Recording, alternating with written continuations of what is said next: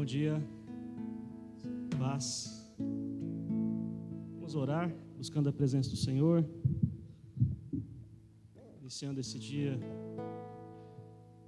Pai, nós te louvamos por estarmos aqui hoje, porque o Senhor tem nos direcionado, nos protegido, nos preservado em Tua graça, Senhor Deus. Nós te louvamos. Abençoa cada um que aqui está, que o louvor e a adoração sejam agradáveis a Ti, Senhor Deus. Olhe para o nosso coração, segundo a Tua misericórdia. Perdoa os nossos pecados, ó Pai, e capacita-nos pelo poder do Teu Santo Espírito a Te adorar, a Te servir nesta manhã. Abençoa o Teu povo, nós suplicamos, pedimos isso em nome de Jesus. Amém. Nós vamos iniciar com essa música que fala do amor de Deus. Eu gostaria que você meditasse nessas palavras, que seja a nossa declaração, nossa adoração, iniciando esse tempo de adoração.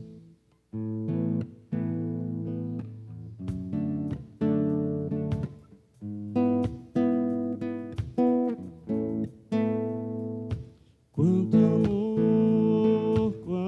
amor Ele tem por mim. Quanta dor sofreu por mim por amor. A razão de tão grande amor foi mostrar que a minha vida tem valor. Sou tão precioso para Deus. Ele deu o seu filho para morrer na cruz por mim.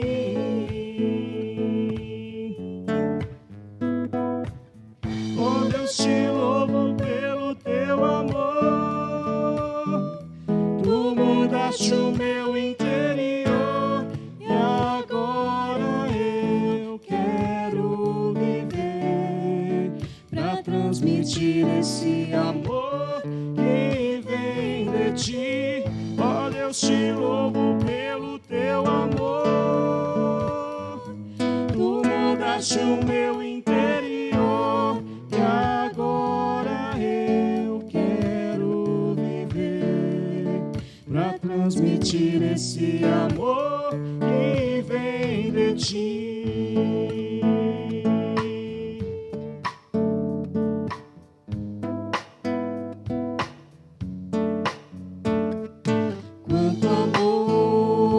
Quanto amor Ele tem por mim.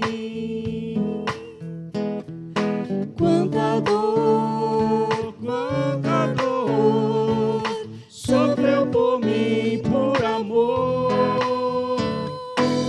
A razão de tão grande amor foi mostrar que a minha vida tem valor. Sou tão precioso para Deus, que Ele deu o seu filho para morrer na cruz por mim.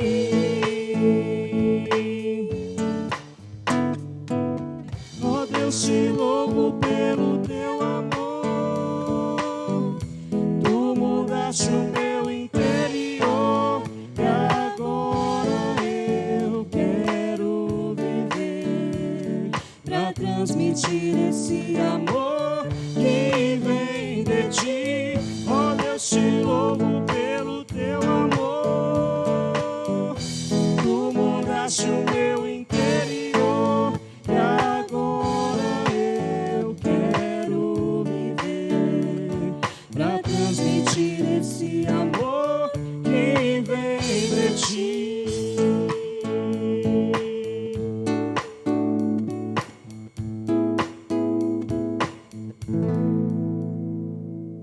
Amém.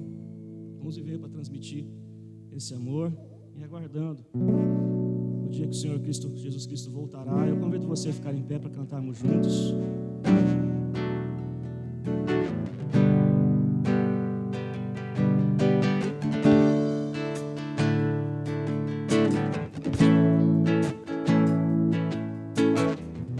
Tu és a minha luz, a minha salvação, e a ti me renderei.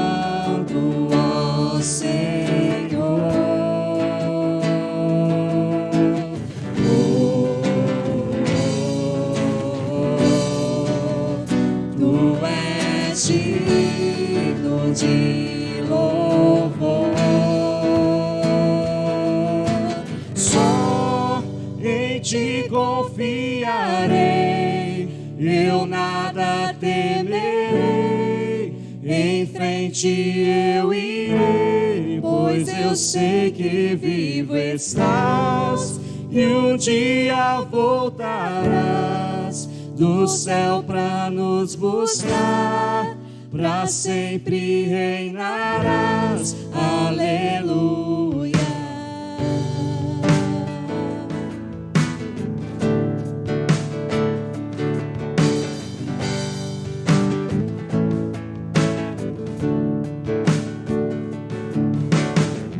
Tu és a minha luz, a minha salvação, e a ti me renderei. Se ao teu lado estou, seguro em tuas mãos, eu nada temerei.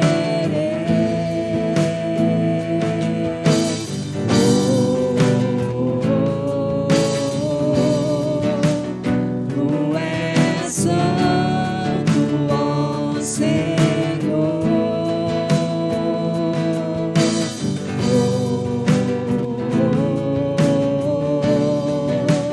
Tu és digno de louvor. Só em ti confiarei, eu nada temerei, em frente eu irei, pois eu sei que vivo estás, e um dia voltarás do céu pra nos buscar, pra sempre reinarás, aleluia. Só em ti confiarei, eu nada temerei, em frente eu irei, pois eu sei que vivo estás, e um dia voltarás do céu pra nos buscar, pra sempre reinarás, aleluia.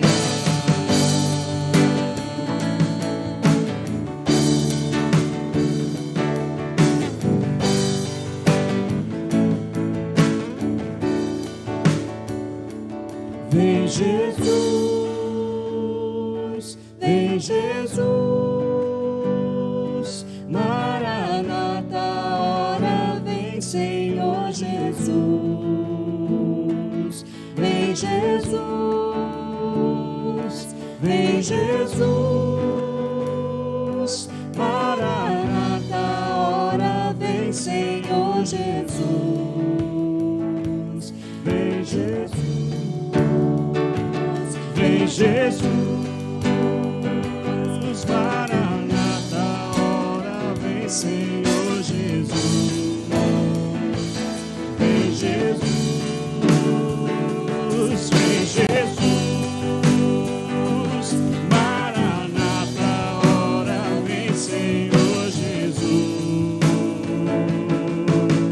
Só em ti confiarei, eu nada temerei, em frente eu irei, pois eu sei que vivo estás, e um dia voltarás do céu pra nos buscar, pra sempre reinarás, aleluia.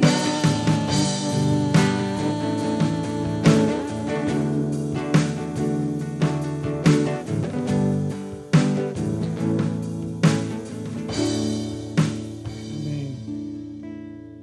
Você pode se assentar. Essa música que a gente trouxe hoje para encerrar esse momento de louvor, ela é muito especial na nossa história, eu creio que na história de muitas pessoas, porque ela tem uma letra que trata de questões relativas às provações que vêm contra a nossa fé. E às vezes nós achamos que estamos sozinhos, que o Senhor se esqueceu, achamos que o Senhor já não ouve nossas orações, mas a Bíblia diz que o Senhor não se esqueceu, não se esquecerá de nenhum de nós. E essa música é um alento para a nossa fé e um fortalecimento para o nosso coração.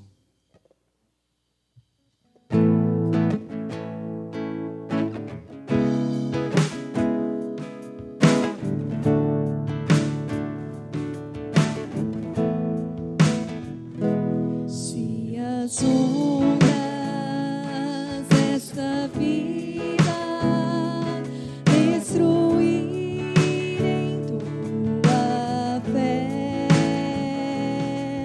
fazendo que duvides de quem breve voltarei, volve os olhos ao passado, vê na cruz o meu sofrer,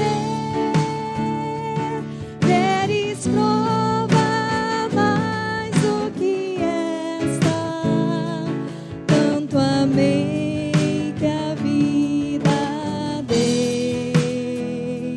Pensas mesmo ser tão fácil esquecer o que falei? Se na história deste mundo os meus pés já empoeirei,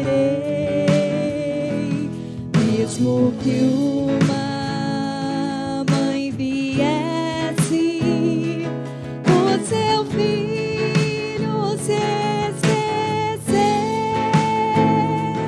ainda assim não haveria de me esquecer de ti. Mas ainda que demore, ou mesmo que pareça, um dia prometi voltar e pronto estou a cumprir. Mas ainda que demore, ou mesmo que pareça, eu não me esqueci de ti. Virei outra vez.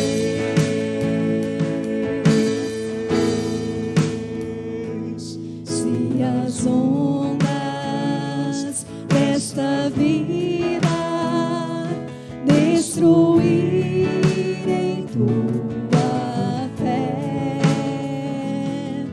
fazendo que duvides de quem breve voltarei, volve os olhos ao passado, vê na cruz o meu sofrer,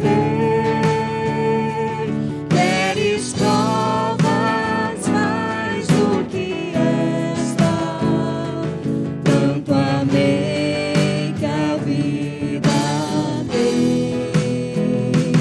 Pensas mesmo ser tão fácil esquecer o que falei? Se na história desse mundo os meus pés já empoeirei, mesmo que uma mãe viesse do seu filho se esquecer, ainda assim não haveria de me esquecer de ti. Mas ainda que demore, ou mesmo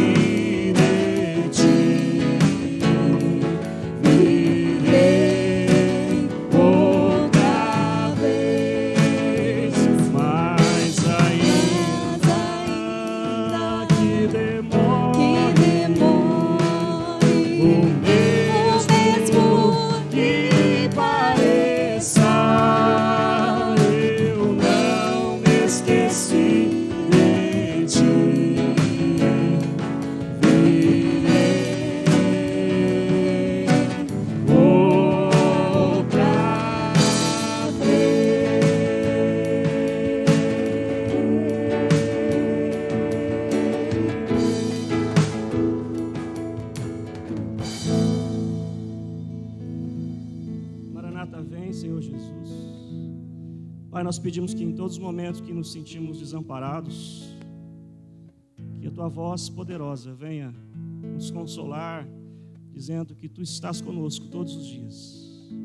Mesmo nos dias difíceis, mesmo no dia mau, a Tua destra, a Tua mão poderosa há de nos sustentar. E mesmo que não percebamos, o Senhor está presente, o Senhor está trabalhando, o Senhor está agindo, o Senhor está cuidando. E o Senhor nunca nos deixará. Nós Te louvamos por isso, porque essa é a bendita promessa que nós hoje temos, da Tua presença em nossas vidas. Seja louvado e bendito o Teu nome em nosso meio. Assim nós oramos e cantamos. Amém.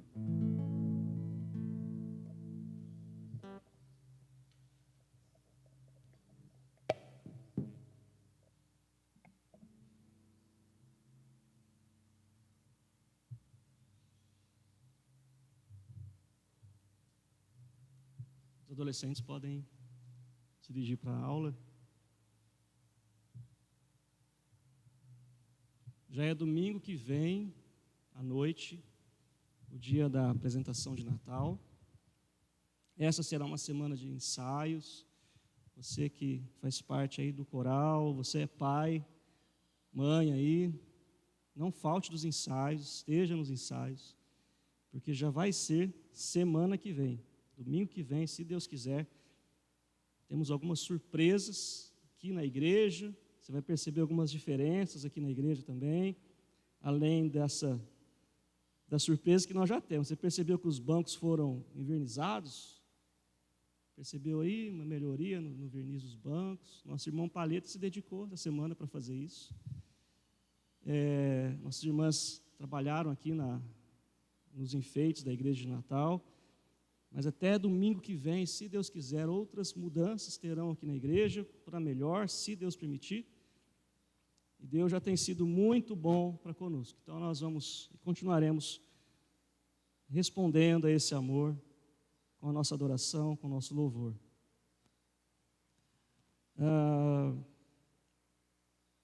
Ontem tivemos aqui na igreja o Congresso dos Adolescentes. Quero agradecer a SAF, nossas irmãs que nos ajudaram, nos serviram tão bem. Os adolescentes ficaram muito felizes. Tínhamos aqui uns 30 adolescentes de Ribeirão Preto e Altinópolis. E a diretoria foi da Federação dos Adolescentes. Federação é a organização regional do trabalho com adolescentes, que vai trabalhar o ano que vem. E ficaram muito felizes. Eu agradeço a acolhida da igreja, das nossas irmãs, de todos que aqui também tiveram, os conselheiros e todos que nos ajudaram. Você que é pai de criança, ore pelo departamento infantil e já ore pelos adolescentes, porque daqui a pouquinho seu filho vai estar nos adolescentes. E vamos orar pela mocidade da nossa igreja, para organizarmos também a mocidade da nossa igreja, para que as crianças de hoje também tenham a mocidade aqui, trabalhando intensamente. Vamos abrir então a palavra em Provérbios 6, os 5 primeiros versículos deste livro, desse capítulo, aliás.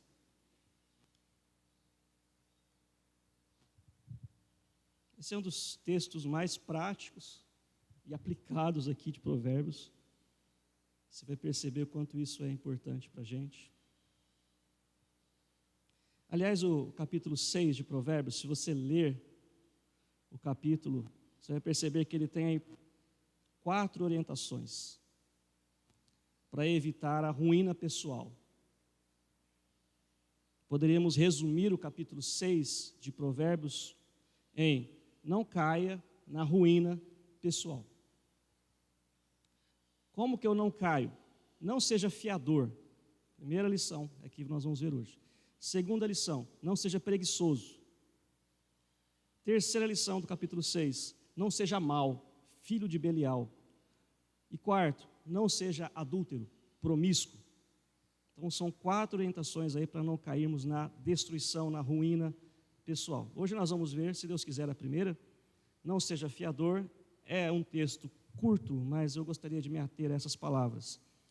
Diz assim: filho meu, se ficaste por fiador do teu companheiro, E se te empenhaste ao estranho, estás enredado com o que dizem os teus lábios, está preso com as palavras da tua boca.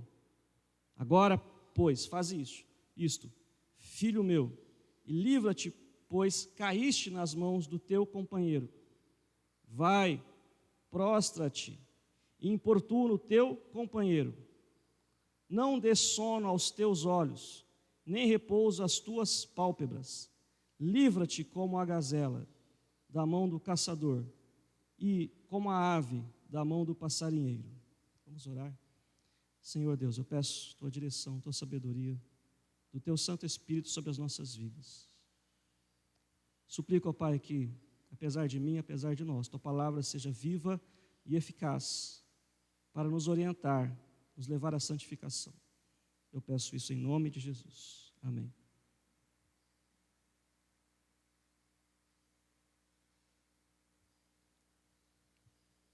Não seja fiador. Sabe aquela pessoa aquele parente distante que aparece na sua casa num sábado à tarde, um domingo, que é primo do avô, do tio, e aparece na sua casa e conta uma história triste para você e diz assim: olha, eu tomei um tombo, fizeram mal para mim, me roubaram, meu sócio me deu um golpe, etc, etc. E aí ele ganha teu coração, te cativa com aquilo, com aquela conversa, e diz assim: você não quer ser fiador para mim, para eu alugar um salão, alugar uma casa? Eu não posso fazer um empréstimo no seu nome? O texto fala sobre algo muito importante. Às vezes, na nossa ânsia de fazer o bem, no nosso desejo de ajudar o próximo, nós podemos ser ingênuos e podemos nos complicar terrivelmente.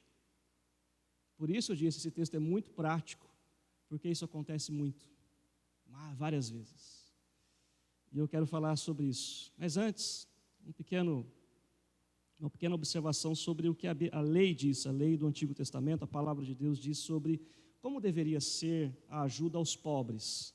Se você visitar alguns textos de Levíticos e Deuteronômio, por exemplo, Levíticos 25, 35 a 37, diz que o empréstimo ao pobre dentro da lei deveria ser feito sem a cobrança de juros, especialmente aos judeus pobres. Então, aos concidadãos, aos judeus, ao povo de Deus ali, entre eles, se algum irmão estava passando por dificuldade e seria ajudado por alguém, a pessoa que ajuda, ela não poderia usar o momento de pobreza da pessoa para arrancar tudo que ela tem.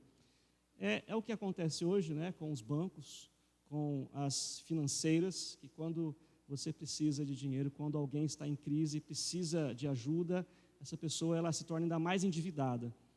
É muito difícil hoje você conseguir ajuda sem ser explorado. O princípio que a lei traz no Antigo Testamento para o povo de Deus, para preservar a moral e a justiça, era que não se deveria explorar as pessoas que estavam em situação de dívida. Um outro princípio que nós encontramos em Deuteronômio, capítulo 24, versos 10 e 11, é que os empréstimos poderiam acontecer mediante penhor ou alguma garantia, mas não se podia invadir a casa do devedor para lhe arrancar o penhor. Então, isso preservava a dignidade de alguém, ele não perdia a sua dignidade em momento nenhum por causa de uma dívida. Aqui há outro princípio. E se você continuar a leitura, especialmente para os pobres, se um pobre desse de penhor algo que lhe era fundamental para a vida, por exemplo, a cama em que ele dormia, a roupa que ele vestia, o cobertor com o qual ele se cobria, isso deveria lhe ser devolvido à noite para que ele dormisse. São princípios da palavra de Deus. Só que, na vida cotidiana, no dia a dia dos judeus, isso não acontecia. Os juros eram cobrados, as pessoas eram exploradas, e hoje nós sabemos que isso acontece e continua acontecendo terrivelmente.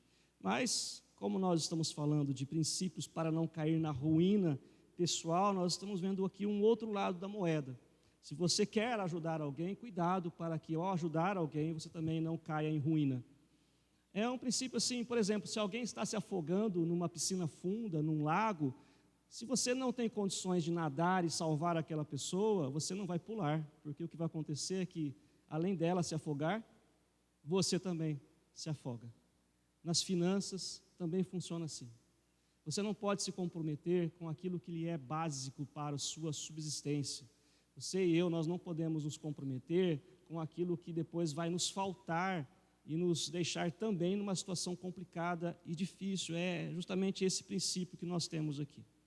A palavra fiador que aparece aqui, né? Filho meu, se ficaste por fiador, significa comprometer-se, incumbir-se em lugar de alguém, dar penhores, ser ou tornar-se fiador de alguém. E aí você tem uma palavrinha aqui, uma expressão interessante no versículo 1, que ele fala de companheiro ou estranho. Essas duas palavras, companheiro e estranho, aqui nesse capítulo, elas são paralelas. A palavra companheiro, embora para nós ela tenha outros significados, é uma forma, é um termo neutro, que não tem nenhum significado específico, depende do contexto. Então, significa o que para nós seria um conhecido. Uma pessoa que eu conheço, um conhecido, talvez um colega de trabalho, esse parente distante que você pouco ouviu falar, pode ser aquele colega de trabalho, pode ser aquele colega de escola, pode ser uma pessoa da sua convivência, mas que você conhece superficialmente, alguém que por si só não pode lhe dar garantias. Mas, gente, você sabe que às vezes numa conversa informal, no dia a dia, essas pessoas elas têm uma capacidade de nos enredar, né? A palavra é essa, nos colocar numa rede, né, de palavras, de argumentos, e a gente fica com dó, com peso na consciência. Cuidado com isso, com esses companheiros, com esses estranhos, que às vezes falam, cativam, e quando você vê, ele está te levando também para a ruína. Cuidado com os falsos companheiros, é a primeira orientação que nós podemos perceber aqui. Segundo, cuidado com as palavras. Veja aí algo importante no versículo 1 também. Se ficaste fiador do teu companheiro e se te empenhaste ao estranho. Você se empenhar com alguém significa você fazer um acordo com alguém.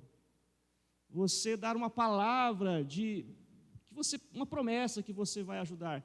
Empenhar-se tem o sentido de tocar alguém, tocar as mãos de alguém, as palmas das mãos de alguém. O que para nós isso é? É aperto de mão. Fazer um acordo com alguém. Cuidado com os acordos. Cuidado com as promessas. Não faça acordo às pressas. Não faça acordo com alguém sem refletir muito bem. Não se empenhe. Às vezes a pessoa faz uma pressão, a circunstância faz uma pressão, e você, para não se dar por fraco ou uma pessoa impotente, você fala assim, tá bom, pode deixar que eu vou dar um jeito. Você se empenha com alguém, cuidado.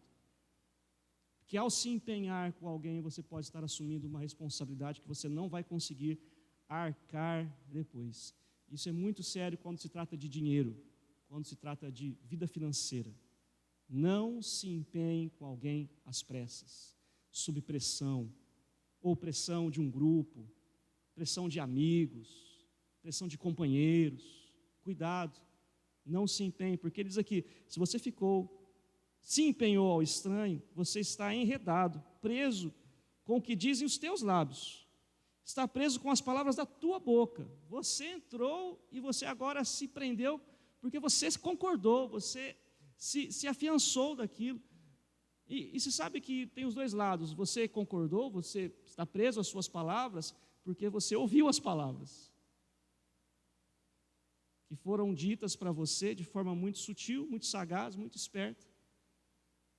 E o reverendo Hernandes diz algo muito importante: quando você se empenha com alguém, especialmente financeiramente, tem dois problemas que podem acontecer.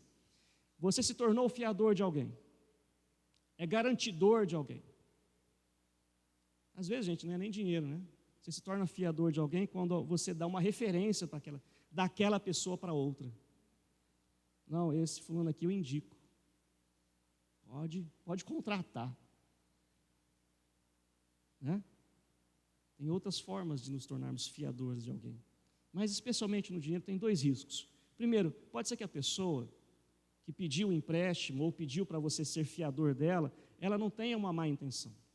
Ela, sinceramente, precise desse fiador para poder fazer o que ela precisa. Ela tem toda a intenção de pagar, mas pode ser que ela não consiga pagar. E aí o que vai acontecer? Você vai ter que pagar por ela. Pastor, não tem nenhum caso que eu possa fazer isso? Ao final eu vou falar, tá? Mas de forma geral, primeiro risco é esse. A pessoa pode ser que não seja de má índole, pode ser que a pessoa seja realmente bem intencionada, mas ela não vai conseguir pagar. E aí você vai ter que arcar. Você tem condições de arcar com esse prejuízo? Né? Quando é fiador de alguém que vai alugar um imóvel, o que você faz? O que você tem que dar de garantia? O seu próprio imóvel, ou um imóvel que você tem. Imagina que você colocou de garantia a sua casa que você mora e você não tem outra casa. E depois alguém vai lá e cobra você, olha, você ficou fiador daquela pessoa, o imóvel foi destruído, há uma dívida de impostos, de aluguéis não pagos, e agora nós queremos a sua casa. Aonde você vai morar depois? Essa é a questão que o texto nos coloca. Primeira questão, então, pode ser que a pessoa seja honesta a princípio, mas ela não vai conseguir honrar as dívidas e você vai ficar preso a isso. A segunda questão que pode acontecer também é que a pessoa não é honesta e ela está fazendo isso de caso pensado.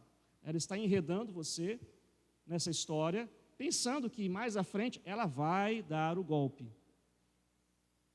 Então essas 2 possibilidades são muito sérias. E há muitas pessoas que destroem a família, destroem o casamento, destroem o futuro dos filhos, porque numa mesa, numa conversa informal, num ato impensado, assinaram um contrato, fizeram um acordo e agora a justiça está cobrando. Não é assim que funciona, Helder? Deve ter muito caso assim, entendeu? Muita gente que cai nisso. Hoje em dia ainda tem outra modalidade, né? O avô, o tio mais velho, ele é aposentado e a pessoa chega e fala, eu posso fazer um empréstimo no seu nome? Ajuda aí, tio, ajuda, vó, ajuda aí, estou passando aqui.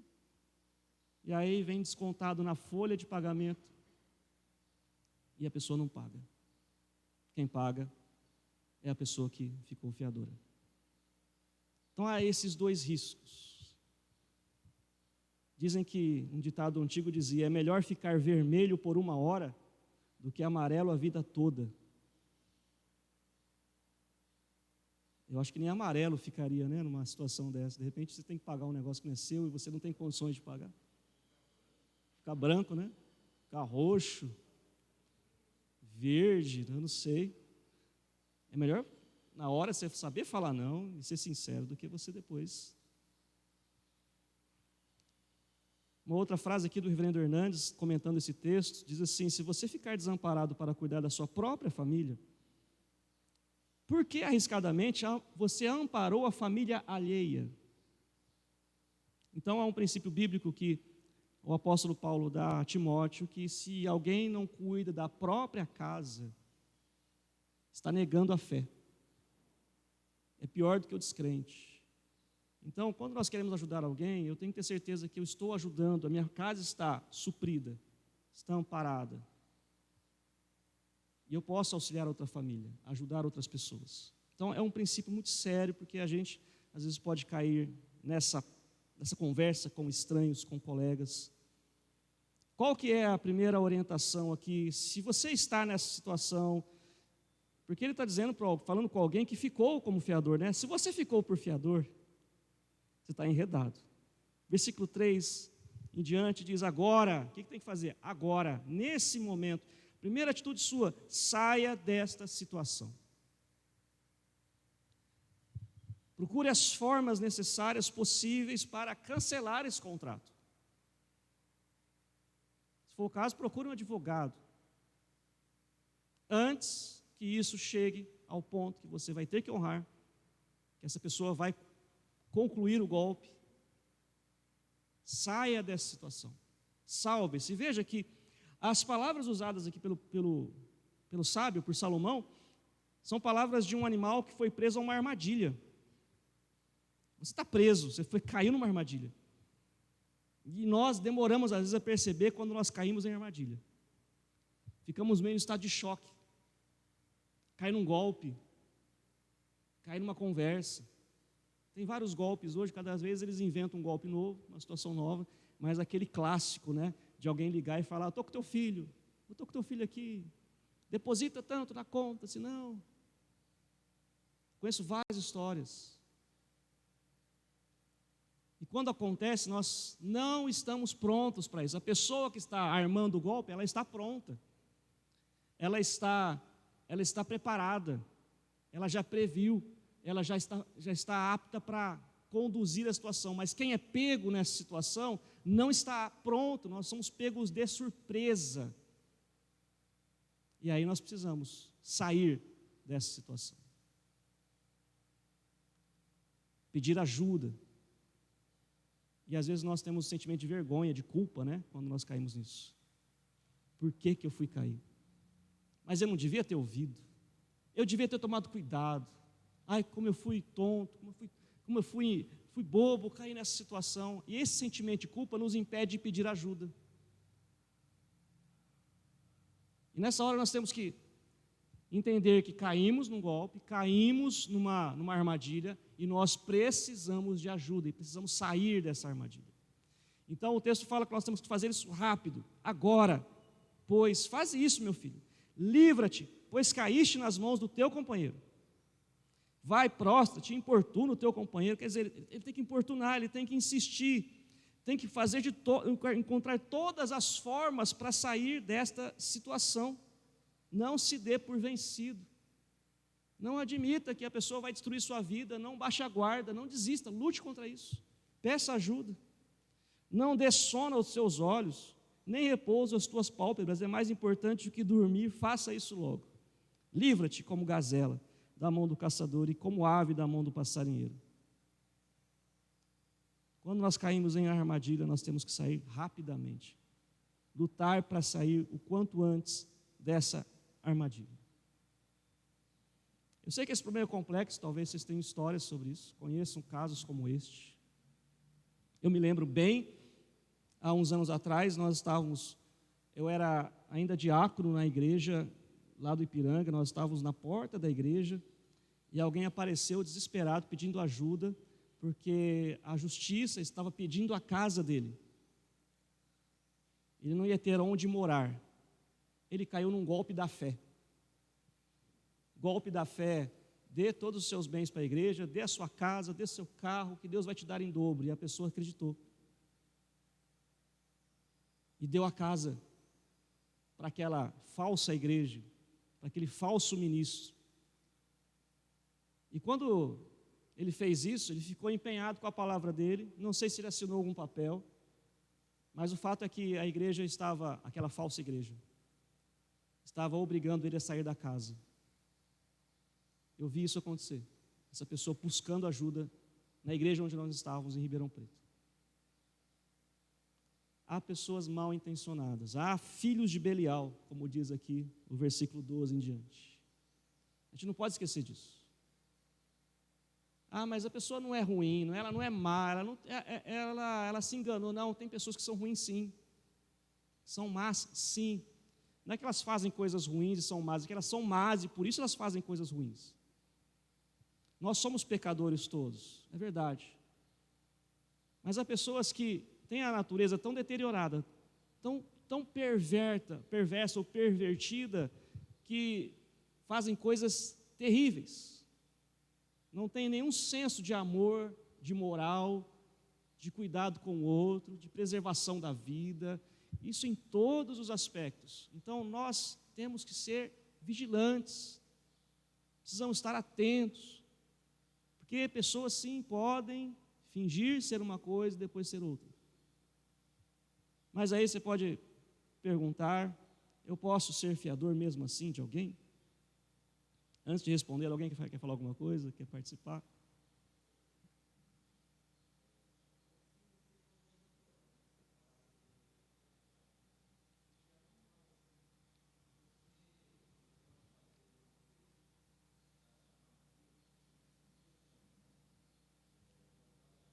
Uhum.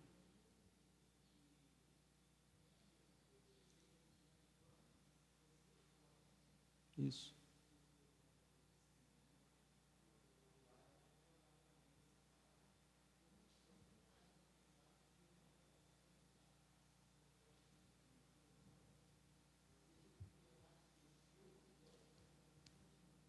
Isso. Uhum. Não. Você faz aquilo que está ao seu alcance, está em suas mãos. A Bíblia fala em Efésios, por exemplo, aquele que roubava não roube mais, antes trabalhe com as próprias mãos para ter com que acudir o necessitado. Eu trabalho não para apenas amontoar riquezas e me servir. Eu tenho que ser generoso. Eu tenho também que saber acudir. Acudir é importante, não é sustentar, não é dar todo o dinheiro, mas saber socorrer as pessoas. Mas isto sem me autodestruir. Então, porque se eu me autodestruir, eu vou ser um necessitado também. Como é que eu vou ajudar alguém? Então, isso é muito importante. Saber conduzir a nossa vida financeira com esse equilíbrio é fundamental. Eu tenho que saber quais são os meus gastos, quais são as minhas necessidades. Eu tenho que saber aquilo que pertence ao Senhor, aquilo que eu vou ofertar, aquilo que é dízimo, e aquilo que eu separo também para ajudar as pessoas. E cada um, conforme a sua capacidade, os seus ganhos, vai saber fazer isso. O que eu não posso é ser descontrolado na minha vida financeira. Tem gente que deixa os filhos na miséria, deixa a família passando necessidade sob essa não é bem desculpa, mas sob essa perspectiva errada de que tudo que eu tenho que dar para os outros. E aí os filhos não têm o que comer, a família está passando necessidade, a casa caindo aos pedaços e a pessoa completamente descontrolada com o dinheiro. É aquela pessoa que quando recebeu o salário, está lá no bar, e aí, gente, eu recebi hoje, vou pagar para vocês tudo aí, pode ir. Não sabe, não tem controle nenhum.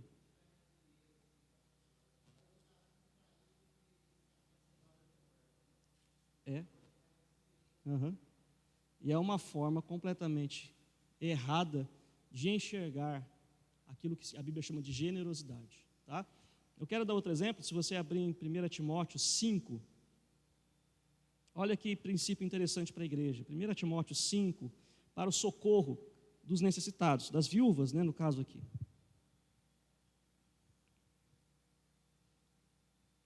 A partir do versículo 3, 1 Timóteo 5, a partir do versículo 3. Havia um problema nas igrejas, um problema não, há uma ação da igreja, desde o início, de socorrer as pessoas mais desamparadas e principalmente órfãos e viúvas. A igreja amparava muitas dessas pessoas que não tinham família. A viúva verdadeiramente é aquela que não tinha ninguém, não tinha filhos, não tinha parentes, era sozinha, ela não tinha amparo, passava necessidade. E essas pessoas a igreja sustentava, ajudava. Mas Paulo vai dizer algo importante aqui para Timóteo. Honra as viúvas verdadeiramente viúvas, as desprovidas, Mas, olha só que princípio, se alguma viúva tem filhos ou netos, que estes aprendam primeiro a exercer piedade para com a própria casa, e a recompensar os seus progenitores, pois isto é aceitável diante de Deus. Está vendo aqui? O que estava acontecendo? Os filhos, os netos não cuidavam. Vai na igreja. A igreja dá, a igreja sustenta. E a igreja não estava dando conta. E Paulo vai chamar a atenção aqui para Timóteo, orientar a igreja de Éfeso, que é onde ele estava, para dizer, olha, presta atenção, tem viúvas aí que têm filhos, tem netos, que eles aprendam a recompensar, sustentar os seus progenitores. Versículo 5, aquela que é verdadeiramente viúva e não tem amparo, espera em Deus e persevera em súplicas e orações, noite e dia. Ele está falando que as viúvas, as pessoas necessitadas, além de receber a ajuda da igreja, deviam buscar também sua vida com Deus. Entretanto, a que se entrega aos prazeres, mesmo viúva, está morta. Mais à frente ele vai condenar essas mulheres, essas pessoas que queriam receber ajuda, mas viviam uma vida promíscua. Prescreve, pois, estas coisas, para que sejam irrepreensíveis.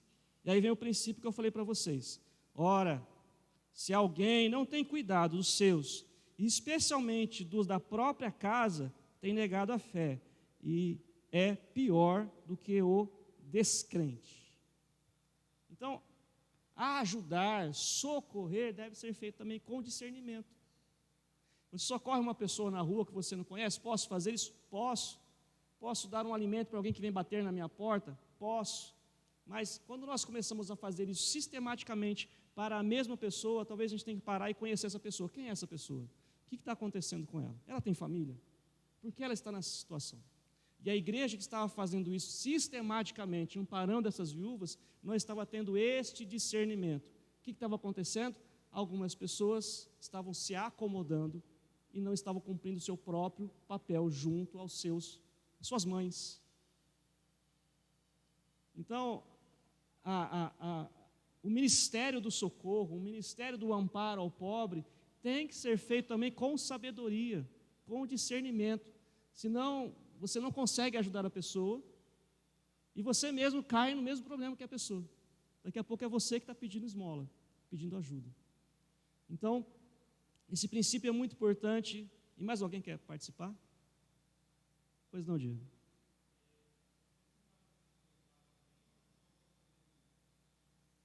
Desculpa, eu não entendi. Ser fiador.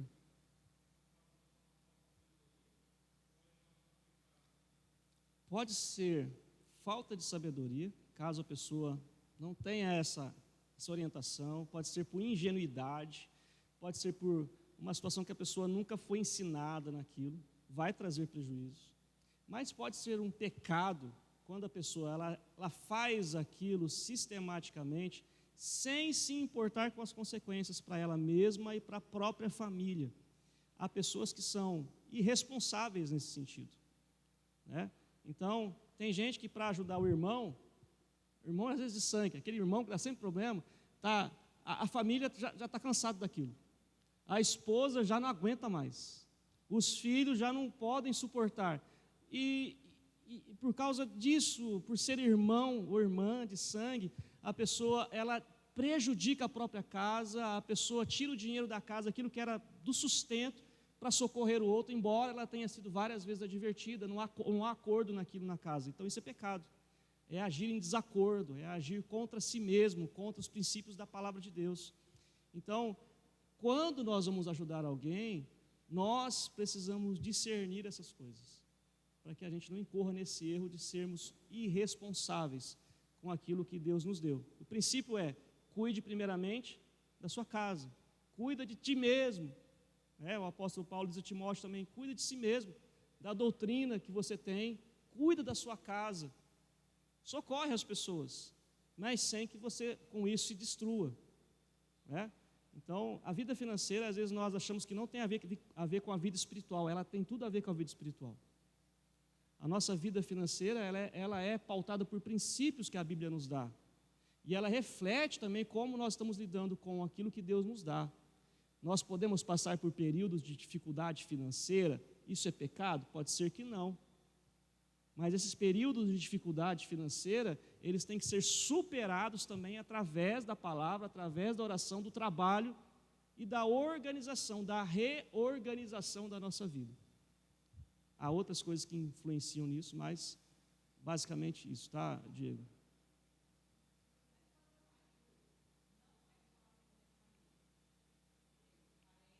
Uhum. Certo. Certo. Uhum.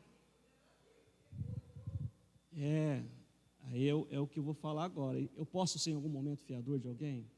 Né? É por aí que nós vamos tratar. Mas eu vou falar já sobre isso. Alguém, tia?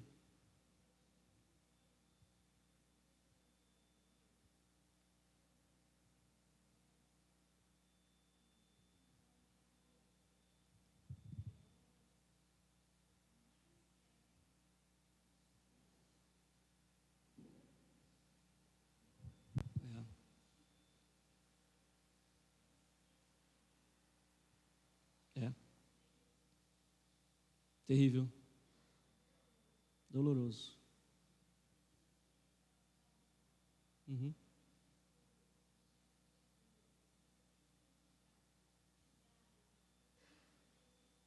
Uhum.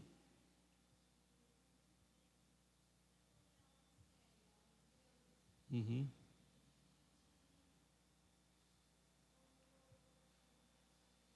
É terrível. E às vezes o nome fica sujo, você não consegue fazer mais nada, né? Eu conheço várias pessoas para ajudar alguém, próximo, parente, às vezes um filho, fica o nome sujo. E aí, como é que faz, né? Mais alguém quer participar nesse momento? O que a Estela e a tia Té estão dizendo é fato. Esse texto, gente, ele não é contra você ser generoso. E um comentarista diz o seguinte: isso quer dizer que aquilo que um homem dá deve ser plenamente voluntário. A soma do que ele dá é determinada por ele e não extorquida por eventos fora do seu controle. Então, se você vai ajudar alguém, vai emprestar um dinheiro, vai ser fiador, em primeiro lugar, preste atenção: se aquela pessoa não pagar a dívida, você vai conseguir pagar? E esse valor que você vai pagar, você pode arcar com isso? Então, quando você empresta, fique pronto para não receber de volta. Saiba que você pode não receber de volta. Primeira coisa. Se você não vai receber se você tem essa disponibilidade e quer generosamente fazer isso, pode fazer. Mas saiba que há o risco de você não receber aquilo de volta. Tá? Nós não somos instituição financeira, né, com poder de cobrança, e mesmo instituições financeiras ficam sem receber. Né? Então, em primeiro lugar, mas eu preciso ser fiador do meu filho, da minha filha. Eu precisei de meus pais fossem meus fiadores quando eu casei, precisava de uma casa. Eles foram meus fiadores. Não há pecado em fazer isso. Mas você está vendo para quem você está fazendo e você está calculando, caso ele não pague ou ela não pague, eu vou arcar e isso não vai me destruir. E a mim, claro que indiretamente pode atingir outras pessoas, mas eu sei que aquilo não vai me destruir. Tá? Então, a gente tem que fazer esse cálculo, porque às vezes a pessoa, ela insiste, ela chantageia, faz chantagem emocional, cuidado, né? Porque depois a vida inteira fica branco, roxo, né? Então, tem um momento de desgaste, mas sabe que isso pode ser melhor. Esse ensino, diz também Champlin, não é contra servirmos de fiador de outro, mas contra assumir esse compromisso sem reflexão prévia e sem recursos financeiros suficientes. Então, é possível que você precise ajudar o seu filho, sua filha, seus pais em algum momento. Não é contra isso. É contra as ações irrefletidas e que depois podem trazer consequências que são desastrosas para a sua vida, para as futuras gerações. Então, essa orientação é prática por causa disso. Agora eu quero dar uma informação importante aqui para a gente. Você vê que a palavra fiador aqui, ficaste por fiador, é uma palavra importante.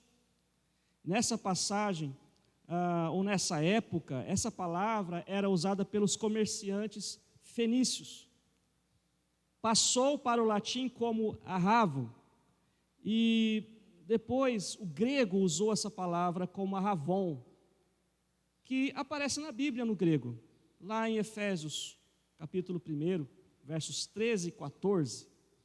Eu vou ler a metade do versículo 13 em diante. Quando ele fala da ação de Deus em nós, como Deus agiu por nós, ele diz: fostes selados com o Espírito Santo da promessa, o qual é o arravon, o fiador da nossa herança, a garantia, o penhor. Essa palavra penhor é importante porque ela tem a ver com essa palavra fiança, fiador. Ao resgate da sua propriedade em louvor da sua glória. Qual a garantia que Deus nos dá hoje de que nós somos salvos? Que a promessa que a herança é nossa, que a promessa é eterna. Qual que é? Pagou a nossa dívida e ainda fez um depósito em conta dizendo, eu garanto. Rasgou a dívida. Isso.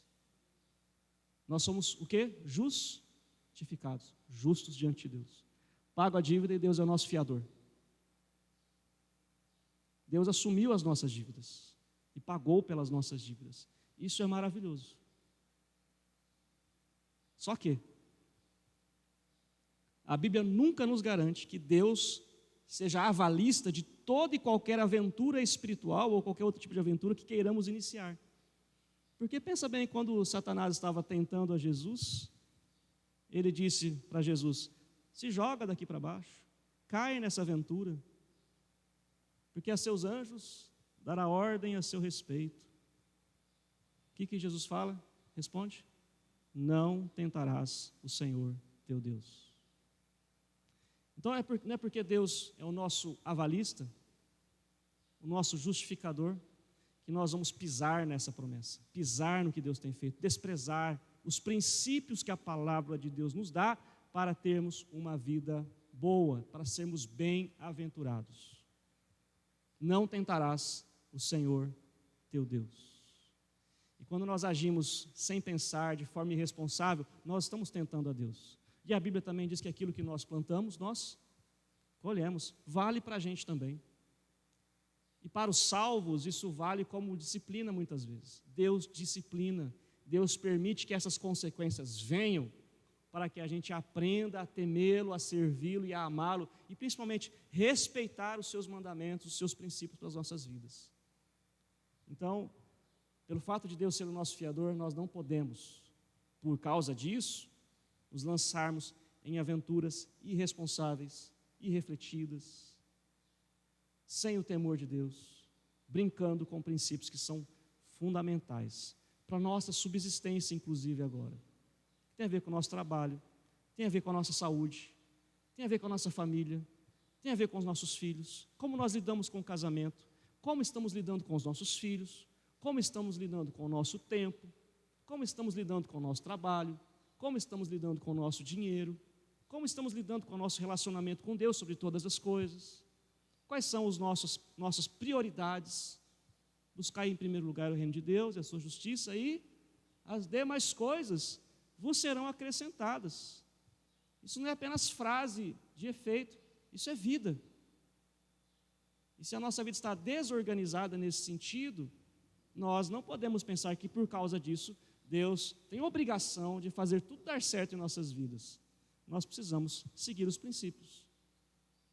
Porque nós, estando nele, caminhando com ele, nós temos a plena convicção, mesmo que tenhamos problemas que nós não buscamos, imprevistos, mesmo assim, mesmo nas circunstâncias mais difíceis, nós somos vencedores, somos mais que vencedores, mas Ele nos deu os seus preceitos, os seus mandamentos, e nós temos que aplicá-los continuamente em nossas vidas, ou nós podemos cair em ruína,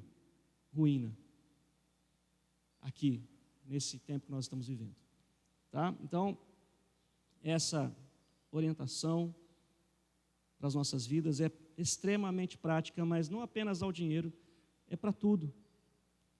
Não se comprometa com aquilo que vai destruir você. Não se comprometa sem refletir antes se aquilo realmente é o certo. Porque a ruína pode aparecer. Até aqui, estamos encerrando. Alguém quer fazer a última participação?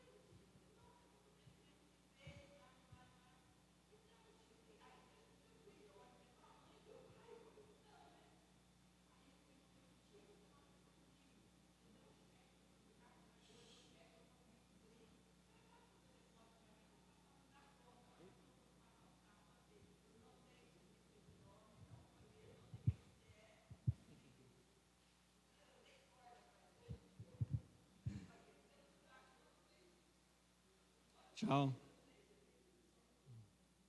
É perigosíssimo. Mas quanta gente dá o número, vai lá e deposita. Porque na hora assusta, né? Perigosíssimo.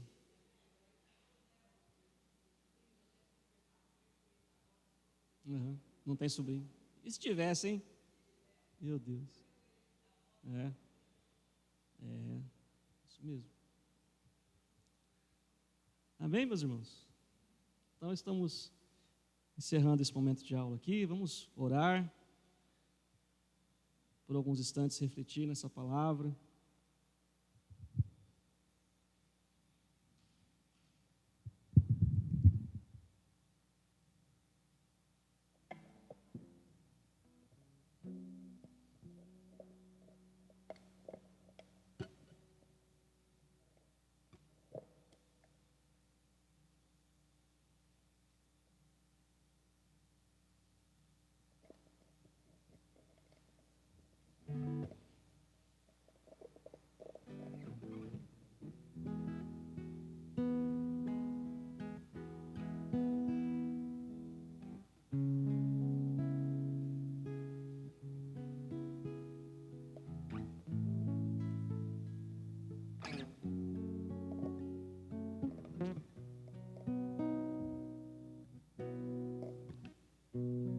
Ajuda-nos, Senhor Deus, a cumprir com sabedoria o propósito que o Senhor tem para cada um de nós aqui.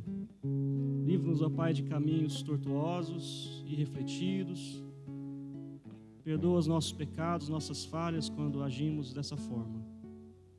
E que o Senhor agora nos ajude com o teu amparo, o teu conforto, com o teu poder, ó Pai, sobre nossas vidas. Nós assim oramos em nome de Jesus. Amém. Vamos ficar em pé, vamos cantar um cântico bem conhecido, Quero Louvar-te, sempre mais e mais.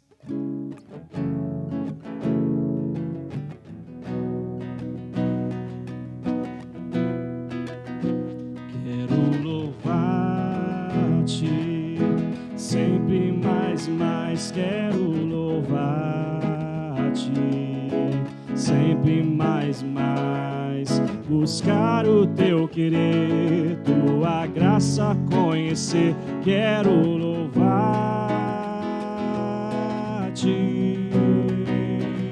As aves dos céus cantam para ti, as feras do campo refletem teu poder. Quero cantar, quero levantar as minhas mãos a ti. Quero servir-te sempre mais e mais. Quero servir-te sempre mais e mais. Buscar o teu querer, tua graça conhecer. Quero servir-te. As aves dos céus cantam para ti, as feras do campo refletem teu poder.